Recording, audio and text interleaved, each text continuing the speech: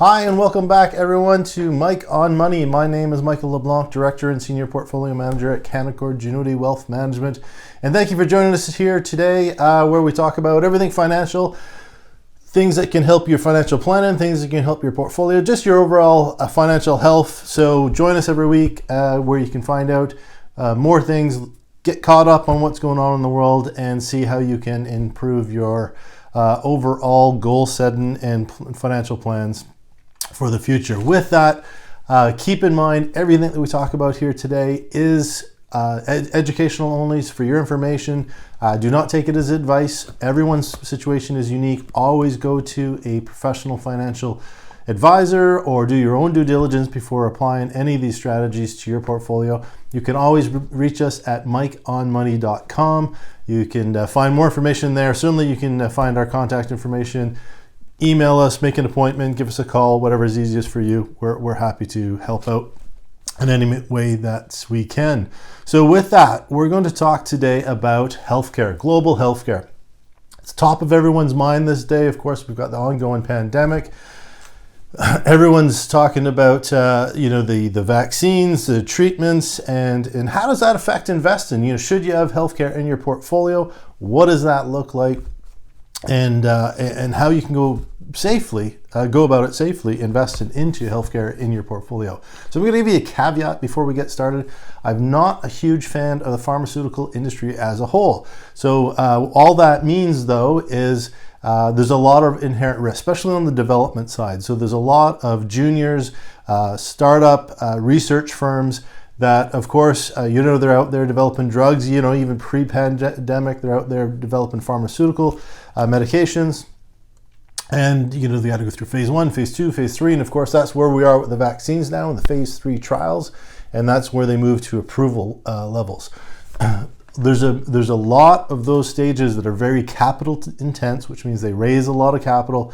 And if they fail at any of those stages, which many of them do, those stocks or those investments can take a big hit. So I'm not a big fan of those. There's been a lot of promising stories, a lot of great developments that have happened, but a lot of risk inside that sector. So I'm not a huge fan of that lower end of the sector, the early stage, the smaller companies, because they do carry a lot of risk. But I'm going to focus today on, if you want to invest, you want to look at some of the larger firms, the global firms that can actually make a difference to your portfolio, especially when we talk a little bit around kind of the pandemic and obviously the COVID-19 vaccine.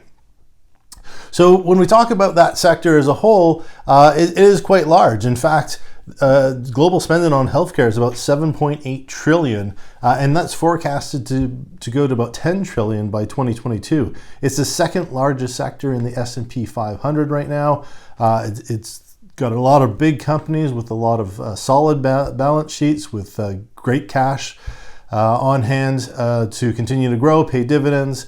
And these are the companies we're going to focus on. They're in the spotlight with, of course, everything that's going on with COVID-19. But let's not focus solely on that COVID-19 aspects, because we are hoping this is going to be a short-lived issue.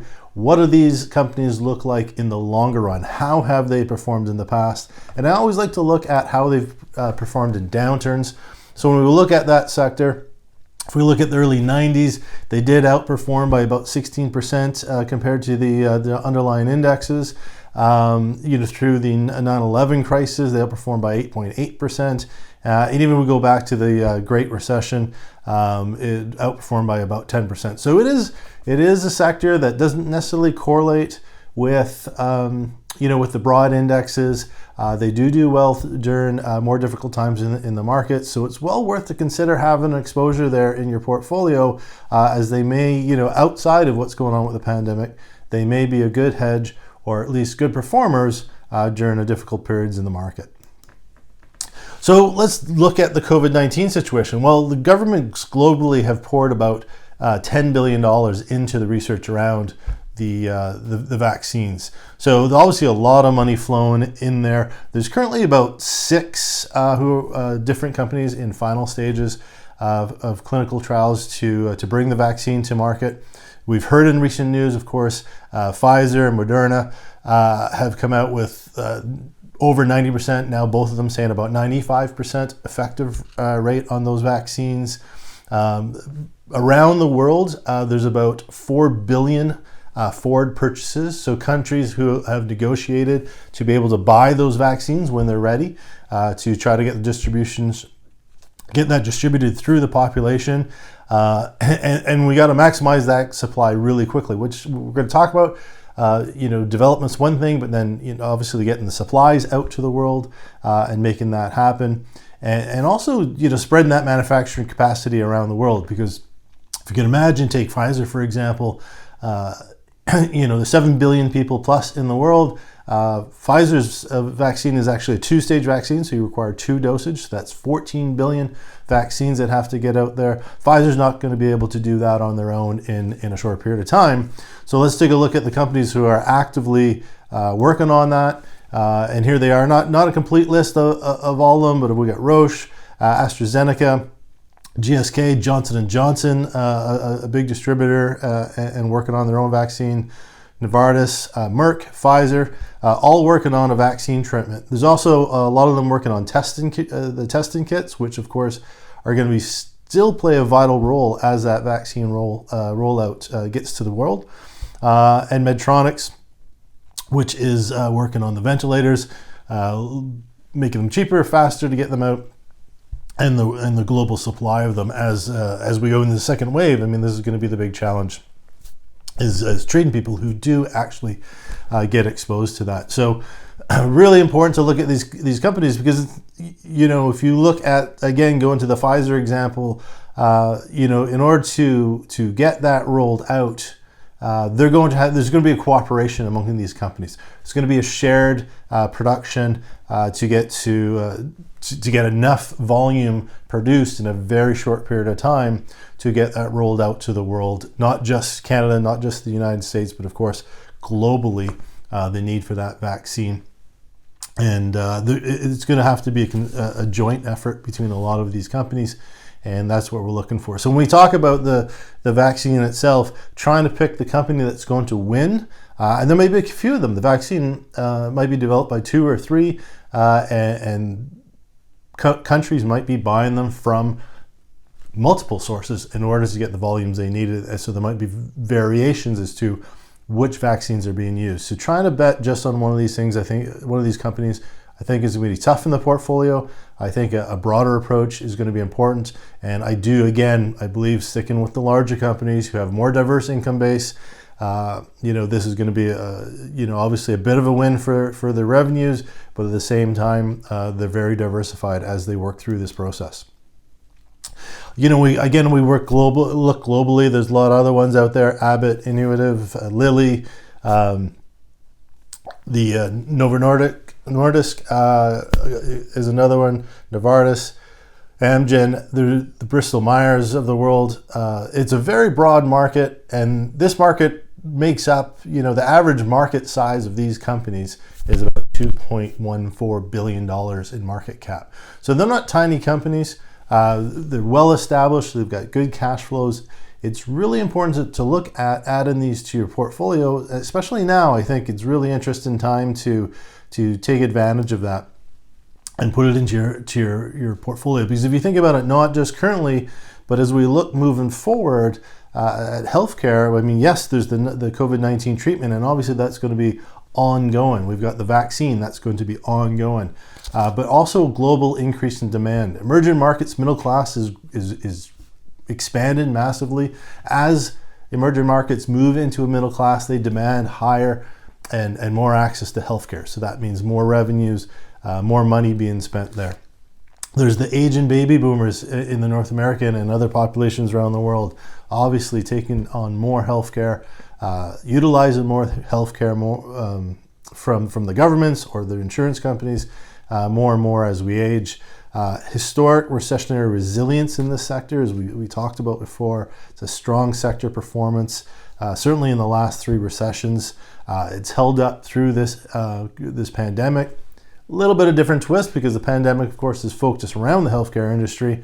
But the other things to really look at here is to take it, make sure that your portfolio's got this exposure. Is healthcare, not unlike all sectors currently, and if you you've watched our video on high tech, technology is very disruptive these days in established sectors, positively disruptive. They bring in new things, new ways of doing things. We've got robotics going into the healthcare, whether it's surgeries or treatments. We've got Internet of Medical Things, sharing of data, being able to have that access around the world, genomics, telehealth. Also including AI in telehealth. So telehealth has been a massive expansion through this pandemic where people have not been able to, the hospitals have saying don't come in, doctors are saying don't come in. We'll do it over the phone, do it over the internet. Just think about maybe your future, not so long in the future, doctor's visit could be that you're wearing, my watch has all my heart data and information that it can track. I can log on to my system, the doctor comes on, we're on a joint call. I'll go through the questions. He can have my health data there. He can send me for a blood test. We can go back and meet with the doctor again online and review those tests. The idea of going in for your checkups, certainly your checkups or mild symptoms. There's obviously going to be more serious treatments and things that won't be able to be done in the shorter term at home.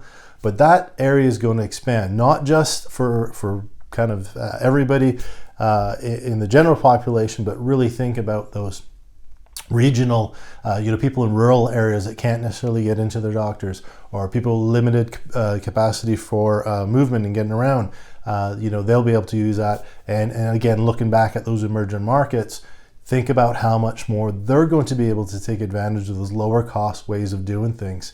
And as we've seen with technology in the past, disruptive technology, mature economies, say like North America, tend to take a little bit longer to catch on to these things, but upcoming emerging economies will leapfrog. They won't even go through that middle phase. They'll just leapfrog over to that technology phase and jump ahead and get users. We saw that.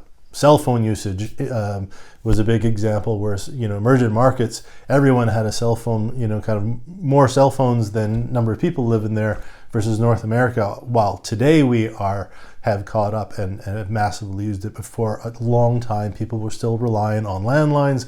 Maybe a couple of people in the family had a cell phone, but not everybody.